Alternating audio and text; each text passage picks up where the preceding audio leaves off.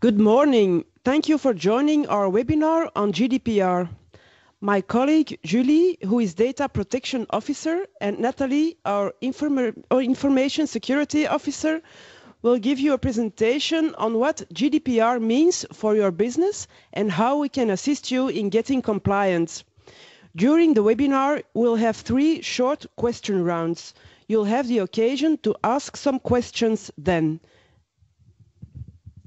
Hello everyone, Julie speaking. I'll give you first of all a high-level review on GDPR, which means General Data Protection Regulation. Why has it become in place? Because there are a lot of new things, like the Internet of Things, where you process a lot of personal data, and also the world has been changing, like social media that has been put in place. The General Data Protection Regulation will replace the current Belgian legislation. We already have privacy laws in place, but this one will harmonize the existing European privacy legislation across Europe. The advantages are that it will eliminate inconsistencies and it will provide better privacy protection for the individuals. So you'll see here the timeline. Currently, December 2017, there is time for action because in May 2018, the GDPR compliancy needs to be in effect. Then that's the date where the GDPR becomes into effect. First of all, I will give you some key GDPR concepts. You have, of course, personal data, which is information relating to a natural person who can be identified. So of course it's your email address, your name, your normal address, your phone number, but also things where the individual has been identifiable. So like appearance, your hair color, your skin color, or your date of birth, or sensitive data such as health data. The activity that the GDPR involves, that's data processing. It's very broad. It can be the collection of personal data. It can be recording of personal data, storage, usage, and erasure. There are a lot of things. And then you have the parties involved. So on the one hand, you have the data subject, which is the person itself. And then you have the controller and the processor. The controller is the one who determines the purposes and the means, and the processor is the one who processes personal data on behalf of the controller. So in case of Ferranti, for example, you have the data subjects who are the employees of Ferranti. Ferranti itself is the controller, and the processor can be SD Works, who are processing personal data in relation to your salaries. And then the scope of the GDPR, the controller or processor is established inside the European Union. So Ferranti Belgium, it's in the scope of the GDPR because it's based in Belgium. And you also have the fact that the controller or the processor is established outside the European Union, but it offers goods and services in the EU, or it monitors personal data of EU members. It can be a US-based company, for example, Facebook, who is processing personal data of European citizens. Then also the GDPR applies. Then the principles, which are important to mention. First of all, if you process personal data, there needs to be lawfulness in place. If you process it, it's based on written consent or explicit consent, or it should be based on a performance of a contract. So for example, Ferranti is processing your personal data as you are being an employee. That's based on your employment contract. It can also be based on vital interest, public interest, or you should be compliant with a legal obligation. Then you can also process personal data. Then second principle is fairness and transparency. The data subject must receive sufficient information about the processing of its data. So the individual needs to know what you do with the data. Then you have the purpose limitation. This means that personal data must only be collected for a specific, explicit, and legitimate purpose. So if you are processing it for one purpose, it doesn't automatically mean that you can process the personal data for another purpose. Then data minimization, it means if you're processing personal data for that specific purpose, you can only process that personal data which is necessary for that purpose, so not more than that. Accuracy means that the personal data that you keep, it should be accurate, and it should also be kept up to date all the time. And then storage limitation, that means that the data must be erased or anonymized as soon as it's no longer needed. Then the subject rights that the individual has. So the first row, you see that's put in yellow because Natalie will elaborate more on that later on. I'm going to focus a little bit more on the other ones. So the individual has more rights now, and it can express its concern about the processing. So it can object against processing of its personal data. It can also ask to restrict the processing or to withdraw its consent. Then about automated processing, that's in case of profiling, when there is no human intervention and when it goes automatically, then you also have the right to object against profiling. The right of portability, that means that personal data can be transmitted from one controller to another. So if you change, for example, a telecommunication supplier, then you can keep your number. That is meant by right of portability. And then right to lodge a complaint. If you feel that someone is processing your data in breach of the GDPR, you can log a complaint at the Belgian Privacy Commission. And then last part of the general part of the GDPR, there are also a lot of requirements that are implemented by the GDPR. A controller needs to keep a register of processing activities.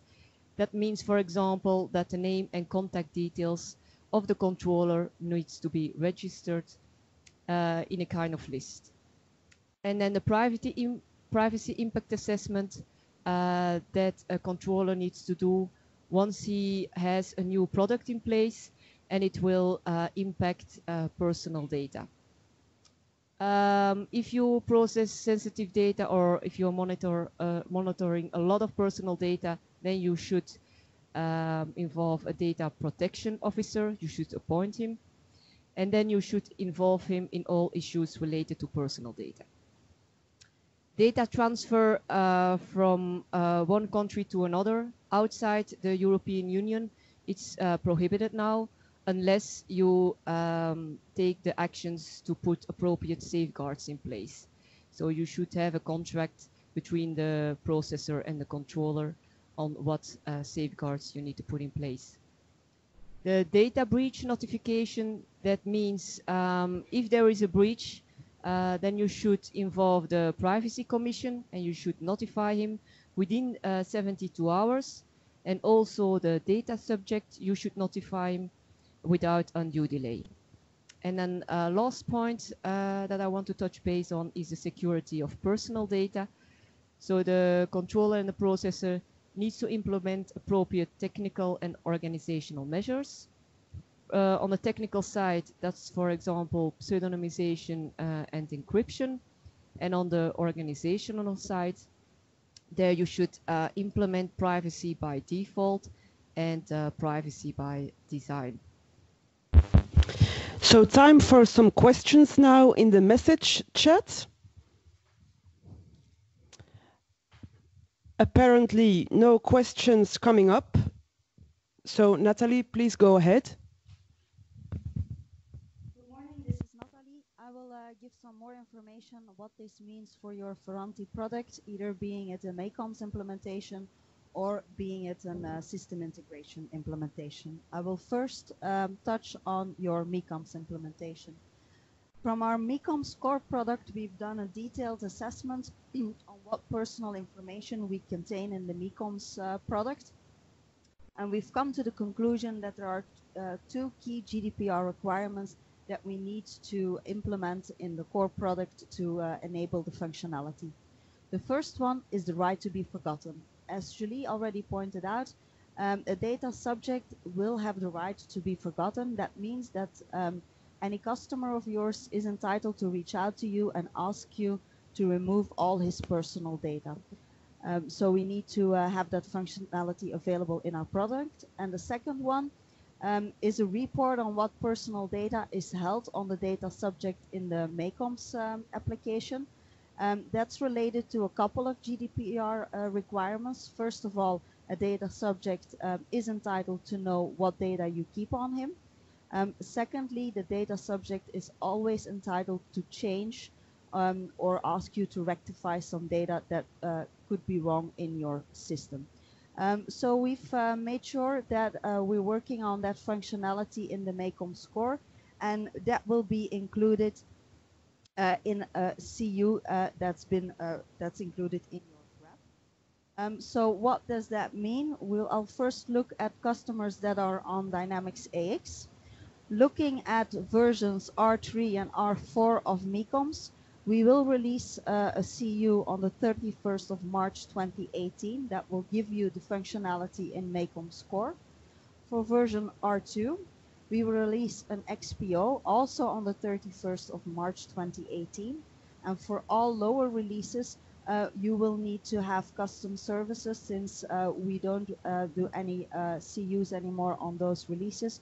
So we will need to do a detailed assessment on what needs to be changed in your system. What does it mean for customers on Oracle? The functionality will be available for standard Oracle, but since most of the systems that are working on the Oracle system, those are customized and will need also a detailed assessment to make sure that we build in the right functionality for your specific situation. Looking at our SI customers, we need to look at, or you need to ask yourself the question, are you keeping personal data in your system integration solution? If the answer to that question is yes, you will need to do a privacy impact assessment on the solution to understand what data flows and what risks are linked to those data subjects. And after that, you will get a list of modifications and an estimated workload to make your solution compliant to the GDPR. And obviously, after that estimation, we will need to execute the required changes. Time for the next question round in the message chat. Now, again, I don't see any questions popping up, so let's continue.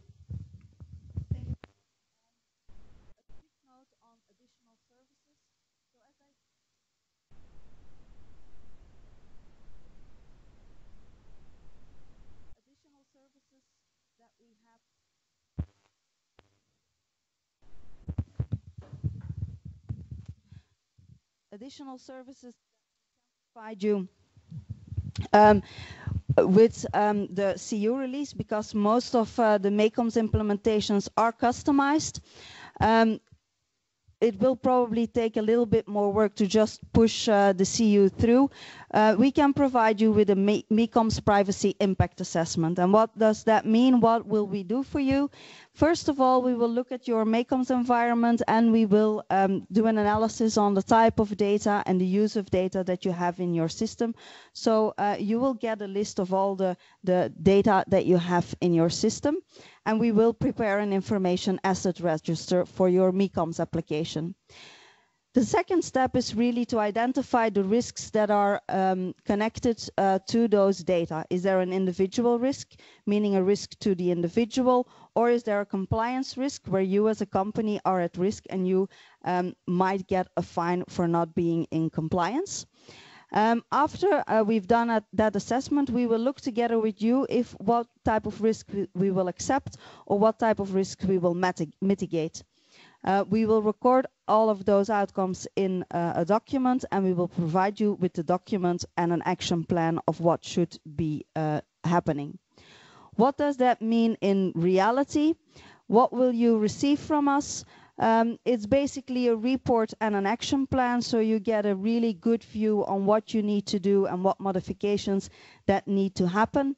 And you will also receive an estimation of the workload that needs to happen. Who from the Ferranti team will do that work? It will be myself as Information Security Officer, and a solution architect will join me to make a good analysis of your data model. From your side, we would need a business owner who understands the application and knows what data that's in the system, and we would need a technical architect who understands the complexity of your IT landscape. The timeline for all that work is approximately 5 days. So in those 5 days, we will come on site or we can work remotely. We leave that up to your discretion. And we will do the assessment, and after that you will receive the detailed action plan with the estimations. One short note again on data that we will use to do development, testing, data migration and support. As you already know, it will be much more difficult to use production data or any kind of personal data to do any development testing on our servers or on our premises. So Ferranti has looked at ways how we can serve you as customer the best and how we can keep your data as safe as possible.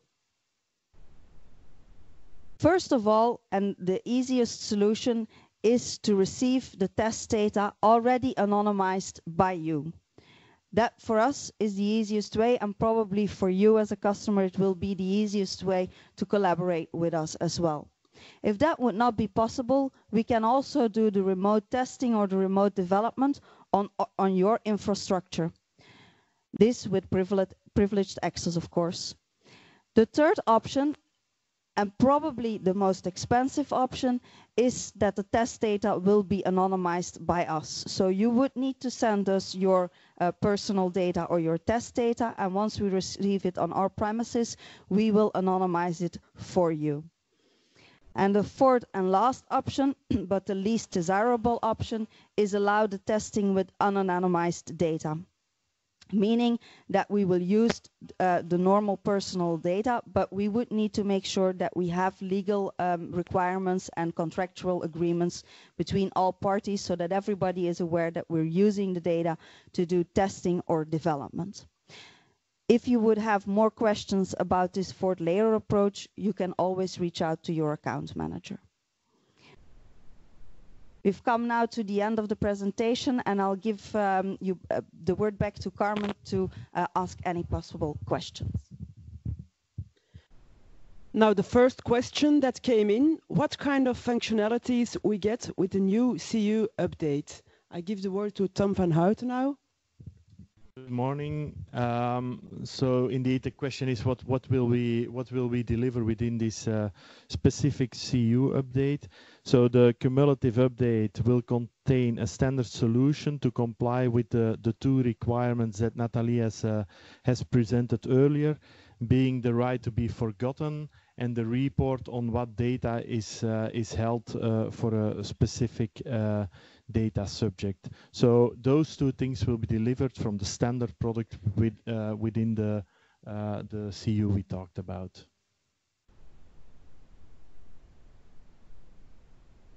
There's a second question on the privacy assessment. The question is, can this be ordered directly at Ferranti or via partners? The privacy impact assessment can be ordered directly with us. You can reach out to your account manager and he will send you all the necessary information. Additionally, after the webinar, we will also send you the slide deck presentation and our offering with concerning the privacy impact assessment.